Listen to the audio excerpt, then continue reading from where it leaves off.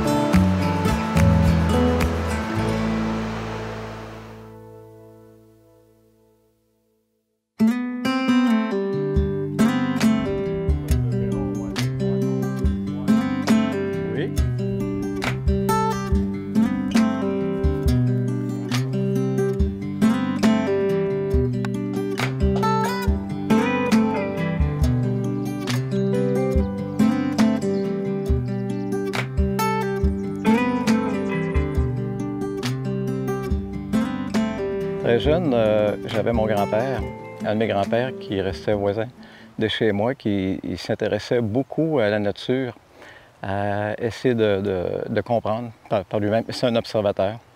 Et il observait les oiseaux et souvent, bon, il les nommait selon des noms vernaculaires, mais souvent. Tu avais quel âge à ce moment-là quand tu... J'avais 5, 6, 7 ans, puis je le suivais beaucoup. Donc, mon grand-père, lui, il aimait beaucoup les hirondelles. Les hirondelles bicolores, les hirondelles de grange, toutes les espèces. On voyait quand même plusieurs espèces dans le milieu rural où j'étais. Et il fabriquait des nichoirs. Alors moi, je trouvais ça trippant parce que je le voyais construire les nichoirs. Puis là, bien, il m'en construisait. Et là, c'est encore plus excitant. Et ça a été mes premiers bricolages aussi, d'ailleurs. Donc, je bricolais des nichoirs pour les hirondelles. J'en faisais, il y a des printemps, j'en faisais plusieurs. Bon, j'avais 7, 8, 9 ans, là, je fabriquais des nichoirs. Et là, plus j'en fabriquais, plus il y avait des hirondelles. Puis là, bien, je trouvais ça trippant. Les hirondelles étaient partout autour. Puis il y avait des hirondelles rustiques à travers. Et il y avait des hirondelles, ça donnait qu'il y avait des hirondelles à front blanc aussi beaucoup là, à l'époque, à cet endroit-là. Donc, c'était des rassemblements incroyables d'hirondelles à la fin de l'été, là. Puis on les attendait au printemps, évidemment. Ouais.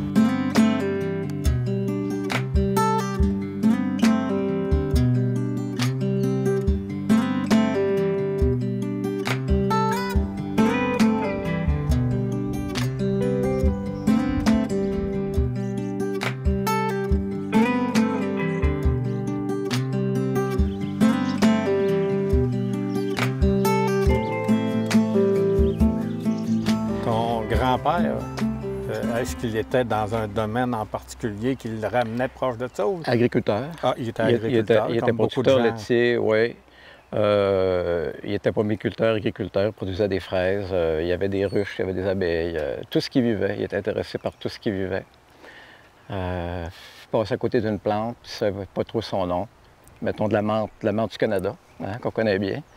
Il en arrachait, puis il me faisait sentir, ah, sans ça, c'est du baume. C'est du baume du Canada. C'était pas du baume du Canada. Mais par l'intérêt, c'est ça, ça prend un mentor pour s'intéresser à un domaine, hein, bien sûr. Oui. Et puis, un peu plus tard, j'ai un camarade d'études et un camarade de travail qui faisait de l'observation d'oiseaux. Donc, lorsqu'il était très jeune, il participait à des camps d'ornithologie à différents endroits au Québec, à Saint-Fulgence ou dans la région de Québec, dans le bas du fleuve. Et qui organisait pour notre groupe de travail des sorties d'observation d'oiseaux au printemps, les canards, au pont de l'île, par exemple, ou encore à l'automne, les oies, les outardes à Cap-Tourmente, etc. Donc, c'était une belle activité à l'extérieur du travail. Et là, on voyait toutes sortes de choses, puis ils pouvaient nous les nommer immédiatement, ce qui était agréable aussi. Donc, à l'occasion, j'ai quelques sorties d'observation d'oiseaux. Avec lui, on se donne rendez-vous. Par exemple, on peut se donner rendez-vous au Marais Léon-Provencher, au quai de Portneuf. On peut aller au lac Saint-Pierre, et puis on va voir les oiseaux de printemps.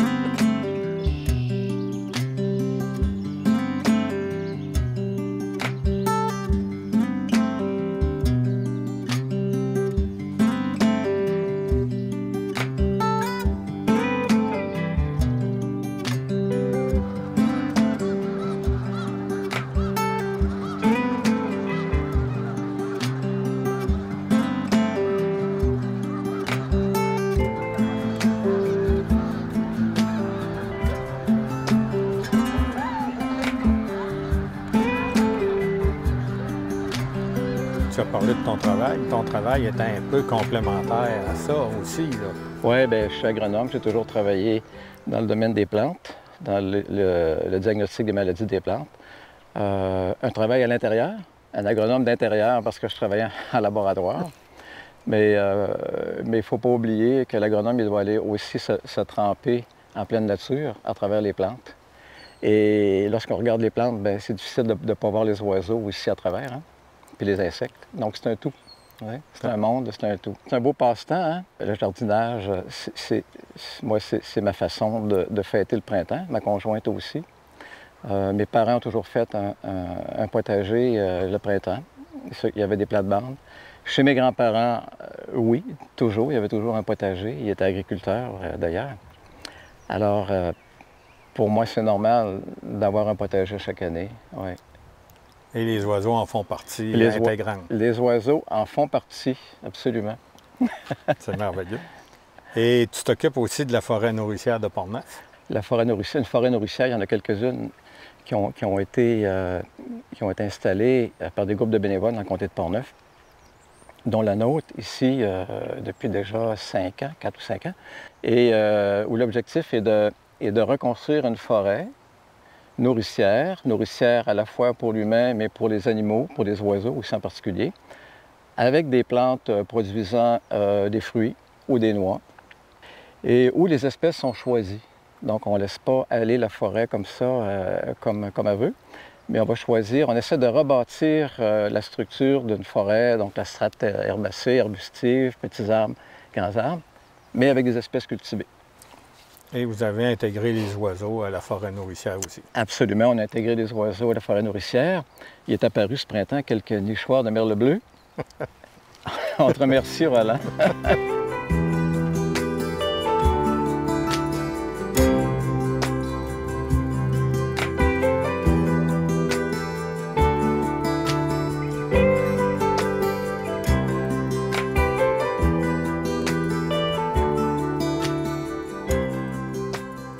Ici, dans ton jardin, le merle bleu est présent depuis combien de temps? Depuis la première année où j'ai installé le nichoir, donc 3 années sur 4. Donc l'an dernier, le nichoir était occupé par des hirondelles bicolores. Et cette année, on les a attendus, ils ont eu un drôle de comportement ce printemps. On les a vus dès la fin d'avril. Et il a dû passer une dizaine de jours où plus rien. Il n'y avait plus de merle bleu. On s'est dit, je t'en avais parlé, ils ont peut-être été... C'est l'inquiétude, hein? Dans ce temps-là, on est un peu... Ils ont peut-être été capturés par un chat, parce qu'il y a quand même des chats errants dans le secteur. Ou, je ne sais pas, ils n'avaient aucune idée qu'est-ce qui est arrivé. Et après 10 jours, ils sont revenus, on les a vus réapparaître. Ça a été une belle surprise, parce qu'on les attend longtemps. On se demande toujours si on va avoir une nichée de merle bleu. C'est ce qui fait qu'il rentre au printemps un petit peu... Il fait partie de la fête du printemps. Oui. Il fait partie du signal printanier. Il est tellement beau. Les couleurs sont tellement belles. C'est un bleu incroyable. Hein? Et durant qu'on se parle, il est là qui nous regarde il vient d'arriver. Du haut de son perchoir. Le mâle vient d'entrer. Et peut-être cette date-ci, la couvaison est sûrement commencée.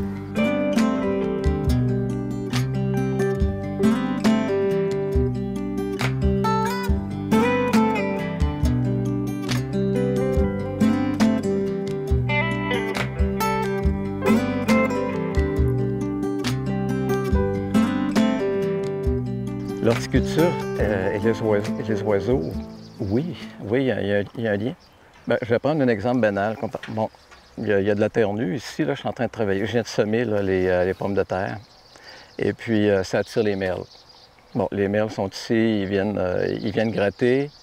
Bon, ils trouvent des vers, hein, c'est plus facile de trouver des vers.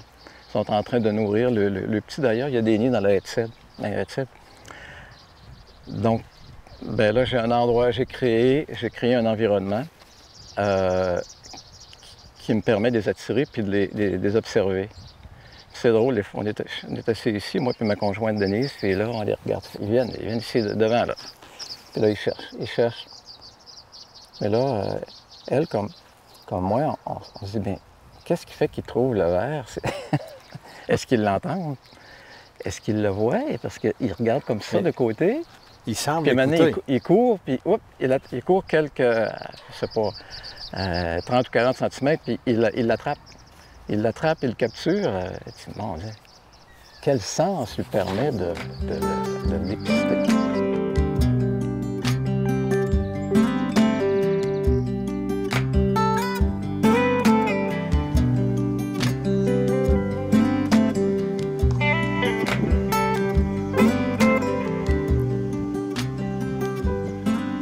Donc, c'est des observations comme ça qui sont le fun. Bon, on vient de voir les colibris là, dans les tulipes. Là.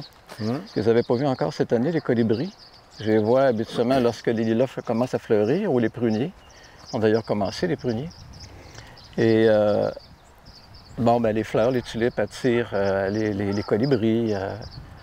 Ah oui, il y a toujours un lien avec le vivant. C'est le lien du vivant qui est intéressant à observer.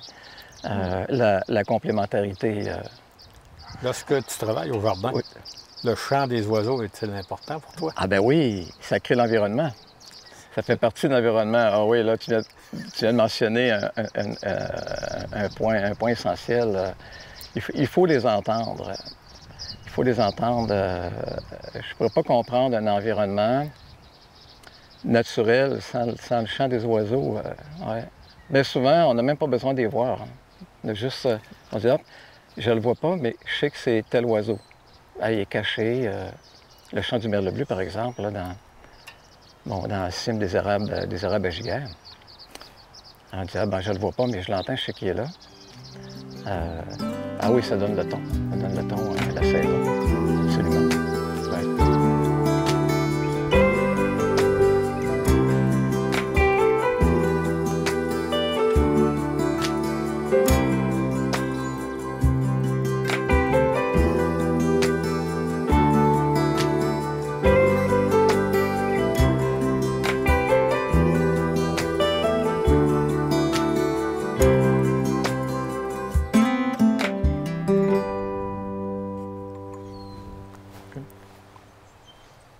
Donc, c'est celui-ci qui est...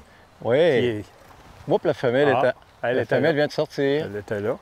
On va s'éloigner un peu pour lui laisser la tranquillité. Ils sont peut-être en train de commencer à couver.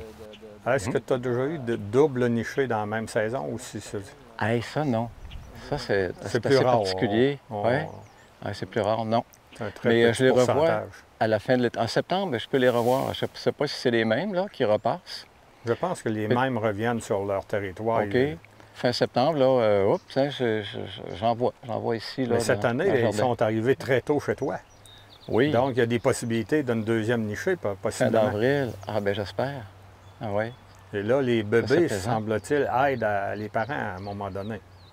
OK. Ça serait vraiment beau. Ah oui, ça serait merveilleux. Oui. Ah mon Dieu, oui. On va le souhaiter. Oui.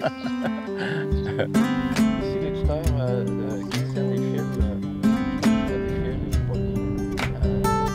assez gagnant. Et sur le terrain, tu as d'autres oiseaux qui nichent, tu nous as dit. Oui. Le merle d'Amérique, très présent. Oui, dans les Atuia, là. Les chardonnerets, aussi dans les lilas. Des ménates dans les cèdres en arrière. Puis probablement aussi des jaseurs. À chaque année, il y a des jaseurs, des cèdres qui nichent aussi là-dedans. Ouais.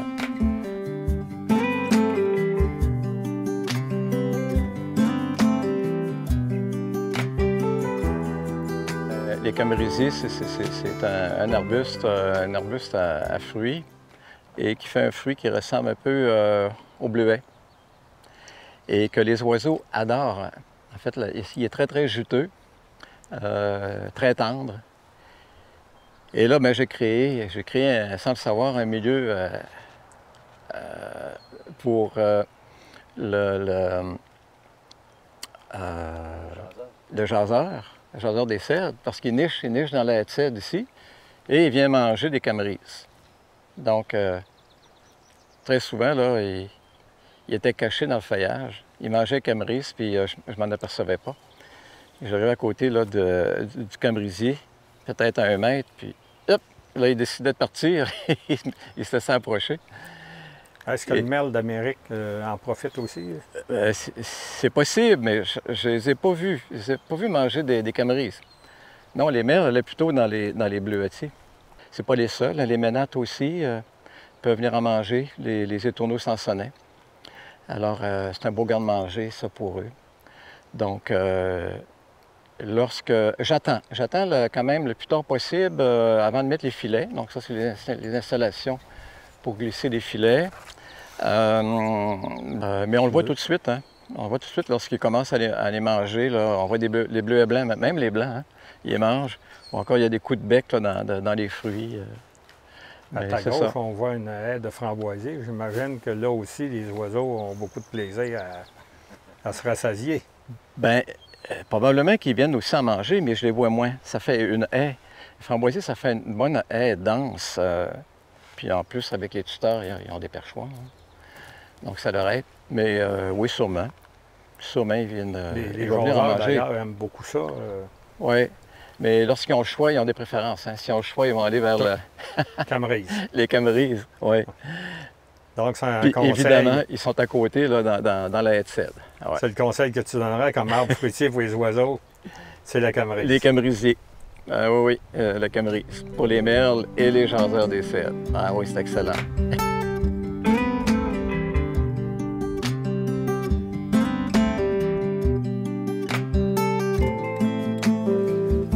Bien, celui-là, il a un air, bon... Il est son rustique. apparence très rustique a eu un nid de troglodytes à l'intérieur et ça m'avait bien surpris, bien fasciné parce que je n'avais aucune idée de l'oiseau qui avait fait un nid de telle manière. En fait, c'est un nid qui était fait en bois, tout en brindilles de bois, de fins rameaux ligneux qui étaient tout enroulés à l'intérieur. Je me suis dit, quel oiseau fait un nid avec du bois? Et j'étais allé le montrer à Jean-Paul Hamel. Right. Jean-Paul Hamel, en voyant ça, j'ouvre le nichoir, j'ai dit, regardez, qu'est-ce que c'est? Ah, là, il est parti à rire. Il a dit, un nid de troglodytes. Ah, ben là, j'ai appris que c'était un nid de troglodytes. Il avait rempli seulement celui-là? Oui. Il était chanceux. Il était chanceux, oui. Souvent, Oui, parce que ils font tous les nichoirs. Ils font tous les nichoirs, c'est ce que j'avais entendu dire. Mais non, seulement celui-là. J'ai jamais vu l'oiseau. Il a fait son nid sans que je m'en aperçoive. Très discrètement. Ah oui.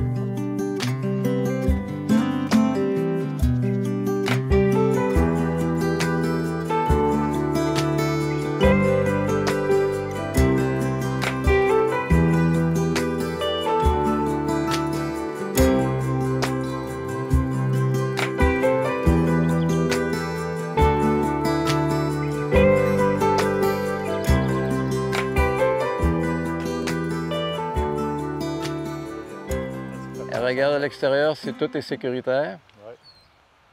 Et est reparti. On dirait qu'elle est en train de nourrir. Et il s'habitue, hein? Il s'habitue à la circulation. Là. Ah oui, oui. Les hirondelles, entre autres. Les hirondelles. On peut travailler à côté d'eux autres. Oui, Sauf la journée où les bébés sortent. c'est ça. Là, ils sont plus agressifs, ce qui est normal. Les moineaux n'ont vraiment pas aimé ça lorsque j'ai rapproché un nichoir où est-ce qu'il est en train de s'installer, les moineaux. Et les hirondelles aussi étaient intéressées. Donc, moi et ma conjointe, on s'est dit, oh, on va approcher le nichoir, on va le fixer à un des poteaux de véranda. Les hirondelles ne se dérangeaient pas du tout. Oh, mais les moineaux, ils n'ont pas aimé ça. Trop proche. On circulait, on sortait de la maison. Ah non, là, ils étaient stressés, là, donc ils ont quitté. Les hirondelles, On dit, on peut approcher, elle va nous regarder à 2 mètres. Elle est dans le nichoir. Ça ne dérangera pas. On est sur la galerie, puis l'hirondelle est là dans le nichoir. Non, je sais pas, mais le moineau, il ne tolère pas.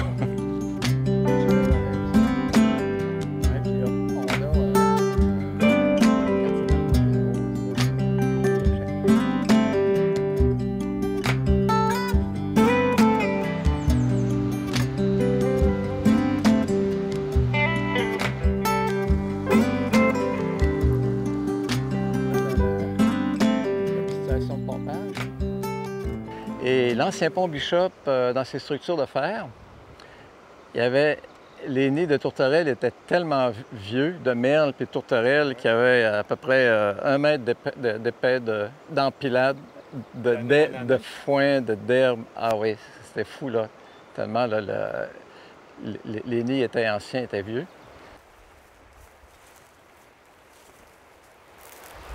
Bien, ici, il y a énormément d'endroits où les oiseaux pourraient nicher. En fait, les cavités là, entre les pièces de bois, il y en a jusqu'en haut.